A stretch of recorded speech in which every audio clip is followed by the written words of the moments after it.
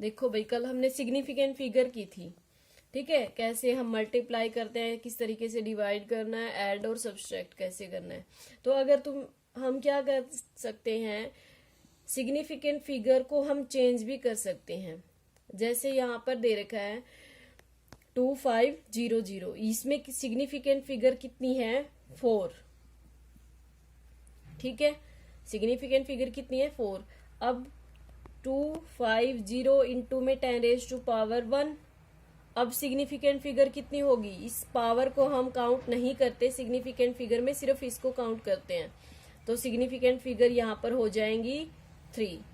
अब यहाँ पर 25 इंटू में 10⁻2, तो सिग्निफिकेंट फिगर यहाँ पर कितनी हो जाएगी, 2, ठीक है। तो इस तरीके से हम सिग्निफिकेंट फिगर को चेंज भी कर सकते हैं, हमारा मेथड सही होना चाहिए, ठीक है। बट सिग्निफिकेंट फिगर को हम एक से दूसरे के अंदर चेंज कर सकते हैं, ठीक है। अब हेडिंग डाल लो, जो आज का टॉपिक है वो ये है फर्स्ट, यहाँ पर law of chemical combination, law of chemical combination, ठीक है। पहले क्या था भाई, ये नियर अबाउट 17th सेंचुरी की बात है। उस टाइम पर क्या था, जब हम क्या करते थे, केमिकल कंबाइन मीन्स एटम मिलकर क्या बनाते थे, कंपाउंड बनाते थे। तो उनने क्या था, कुछ लॉस थे, उन लॉस के अकॉर्डिंग ही एटम कंपाउंड के अंदर कंबाइन होते थे, ठीक है। तो हमारा फर्स्ट लॉ है मोस्ट नोन, जो तुमने 9th क्लास में पढ़ा भी हुआ है ज्यादातर, law of conservation of mass, law of conservation of mass, ठीक है, law of conservation of mass. इसमें क्या होता है, यहां पर ये किसने दिया था, ये दिया था लावॉन्सियर ने, ठीक है। व्हेन, पहले लिख लो इसके अंदर, when chemical reaction takes place, total mass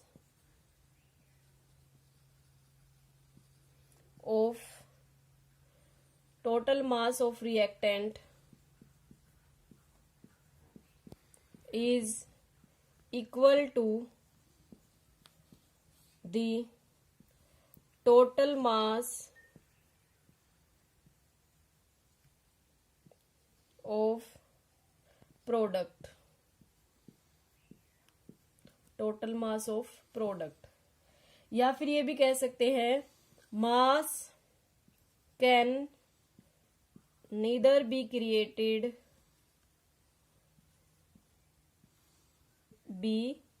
created NOR be destroyed, mass can neither be created nor be destroyed. It is also called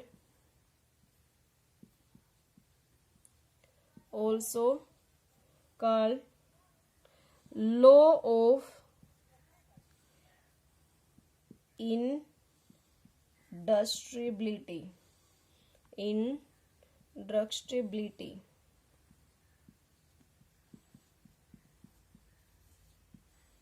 ठीक है।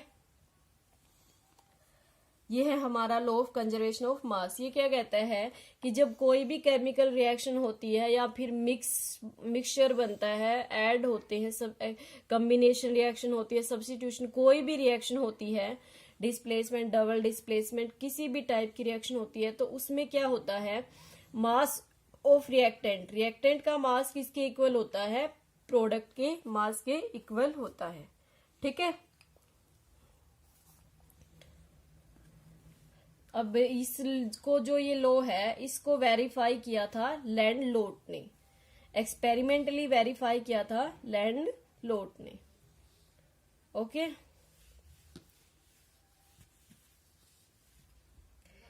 It is verified by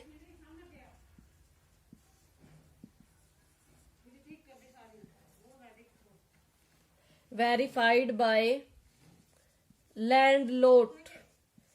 It is verified by landlord. ठीक है, तो उसने क्या लिया था, एक एच शेप की ट्यूब ली थी इस तरीके से, ठीक है, एच शेप की ट्यूब ली थी यहां पर ऐसे। इसमें क्या होता है,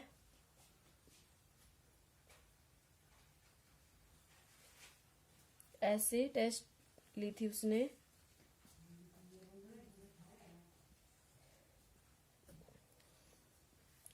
यहां पर एक तरफ उसने डाला था NaCl सॉल्यूशन और एक तरफ उसने डाला था AgNO3 सॉल्यूशन।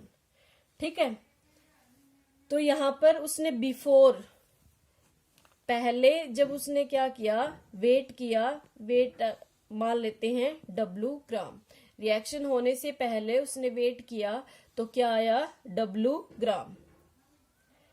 ठीक है, बिफोर मिक्सिंग, इन दोनों को मिक्स करने से पहले जो वेट था वो कितना था, W ग्राम। फिर इसने क्या किया, यहां पर इन दोनों को बंद करके इसको मिक्स किया, सेक किया अच्छे से, NaCl AgNO3 के अंदर मिक्स हो गया। तो यहां पर एक रिएक्शन हुई, क्या रिएक्शन हुई, NaCl प्लस AgNO3 यहां पर बन जाता है AgCl प्लस NaNO3। ये व्हाइट PPT बनते हैं, व्हाइट कलर के प्रेसिपिटेट बन जाते हैं। ठीक है, तो यहां पर जब इसने इसका पहले बिफोर जब मास देखा तो W ग्राम, फिर जब इसका टोटल मास देखा तो वो भी कितना आया, W ग्राम आया। ठीक है, तो जो वेट है वो बिफोर रिएक्टेंट का टोटल वेट और प्रोडक्ट का टोटल वेट क्या आया, इक्वल आया था। तो इस तरीके से उसने law of conservation of mass को वेरीफाई किया था। ठीक है, इसी तरह एक एग्जांपल और ले सकते हैं, कार्बन प्लस ऑक्सीजन से क्या बनता है, कार्बन डाइऑक्साइड बनता है। कार्बन का कितना होता है, 12 प्लस इसका 32 होता है, तो यहाँ पर 12 प्लस 32 ये इसका 44 होता है, तो इसका भी कितना है, 44। तो रिएक्टेंट का मास और प्रोडक्ट का मास क्या है, इक्वल है। ये क्या है हमारा law of conservation of mass. ठीक है, अब हमारा जो सेकंड लॉ है वो है लॉ ऑफ कांस्टेंट कंपोजिशन या फिर कांस्टेंट प्रपोर्शन। ठीक है, नोट डाउन कर लेना इसको।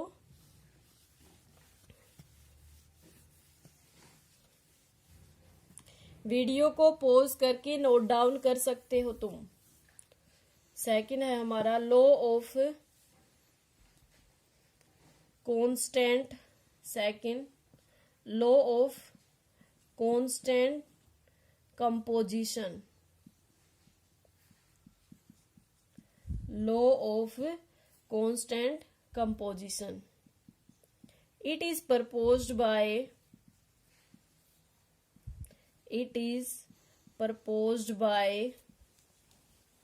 Joseph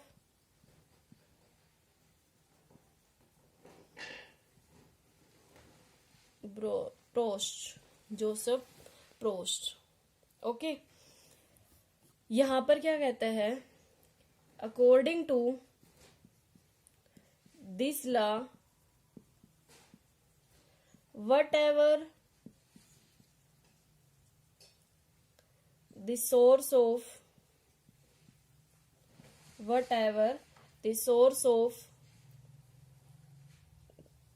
of the compound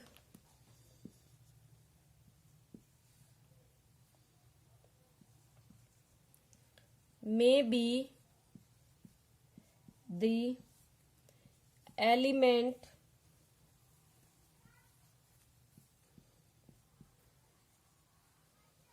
combine in fixed ratio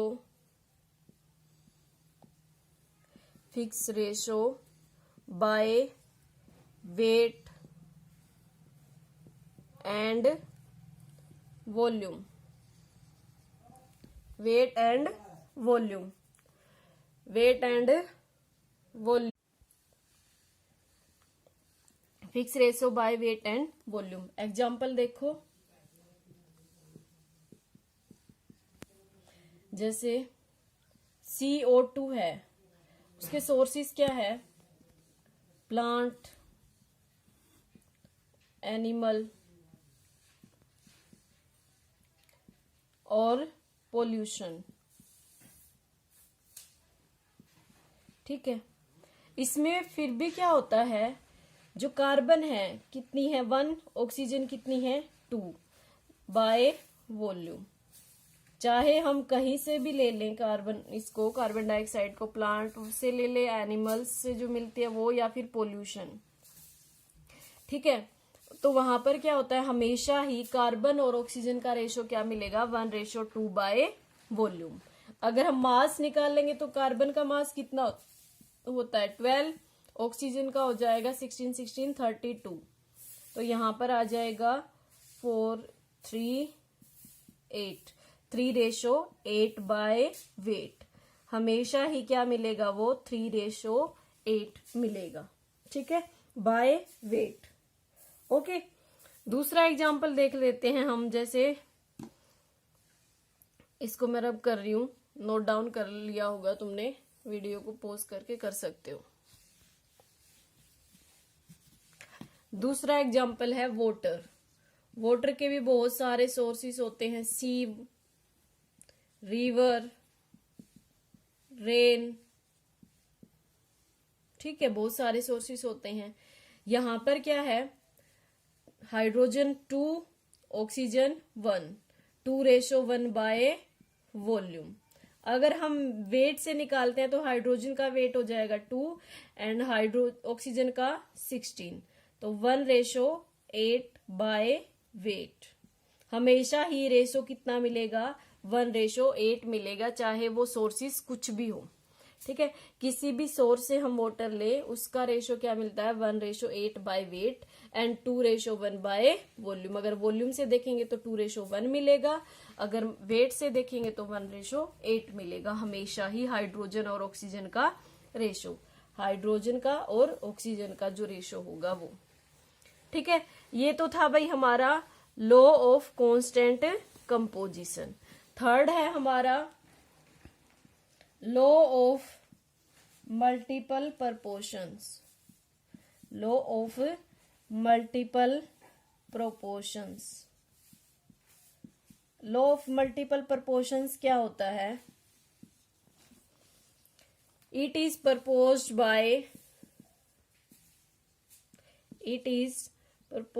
bye John Dalton. According to this law,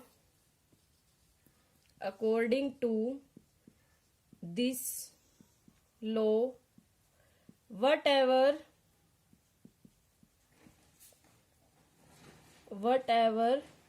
two element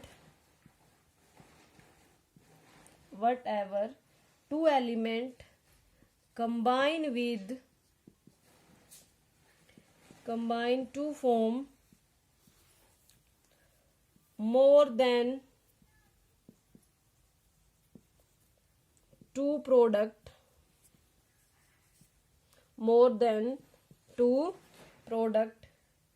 keeping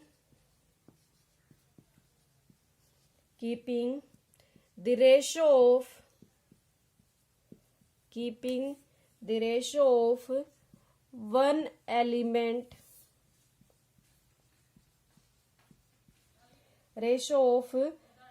element is constant, the other element will bear a whole number. will bear a whole number। ये क्या कह रहा है? ये कह रहा है कि जब दो एलिमेंट कंबाइन होकर दो या दो से ज्यादा प्रोडक्ट बनाते हैं, दो एलिमेंट कंबाइन होकर दो या दो से ज्यादा प्रोडक्ट बनाते हैं, तो जो रेशियो ऑफ वन एलिमेंट, अगर हम वन एलिमेंट की रेशियो को कांस्टेंट कर देंगे तो दूसरा एलिमेंट एक सिंपल होल रेशियो को बियर करता है। ठीक है, bear a simple whole number ratio, simple whole number ratio को बियर करता है। ठीक है, इसको नोट डाउन करो, फिर एग्जाम्पल से समझते हैं इसको। एक एग्जाम्पल तो मैं यहाँ बता देती हूँ। कार्बन के साथ ऑक्सीजन कार्बन मोनोऑक्साइड भी बनाती है और कार्बन के साथ ऑक्सीजन कार्बन डाइऑक्साइड भी बनाती है। तो यहाँ पर क्या है, कार्बन का रेशो हमने फिक्स कर दिया 1:1। ठीक है, मास ले लो, यहाँ पर कितना है 14, सॉरी यहाँ पर मास 12, रेशो 16, यहाँ पर हो गया 12 रेशो 32। कार्बन का रेशो क्या है, फिक्स है, ratio of one element is fix, then other element bear a whole ratio. तो जो दूसरा एलिमेंट है इसकी रेशो क्या आएगी 16 रेशो 32, मीन्स 2 रेशो 4, यहाँ पर 1 रेशो 2, सॉरी 1 रेशो 2। ठीक है, तो ये क्या है, सिंपल होल रेशो बियर करता है। ठीक है, एक एग्जाम्पल और देखते हैं, जल्दी से करो, इसको पॉज करके कर लेना note down.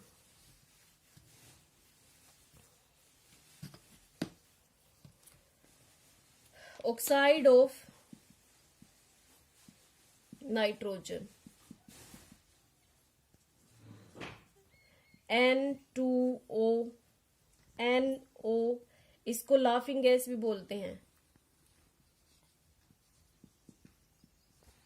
Nitrous oxide is laughing gas, NO2, N2O3, N2O5, nitrous oxide, nitrogen oxide, nitrogen dioxide, dinitrogen trioxide, dinitrogen penta oxide. ठीक है, अब यहां पर लिख लो ऑक्साइड ऑफ नाइट्रोजन है ये, वेट ऑफ नाइट्रोजन, यहां पर वेट ऑफ ऑक्सीजन। ठीक है, नाइट्रोजन का वेट कितना है, इसमें एक का 14 होता है तो दो का कितना हो जाएगा 28। ऑक्सीजन का कितना है 16। यहां पर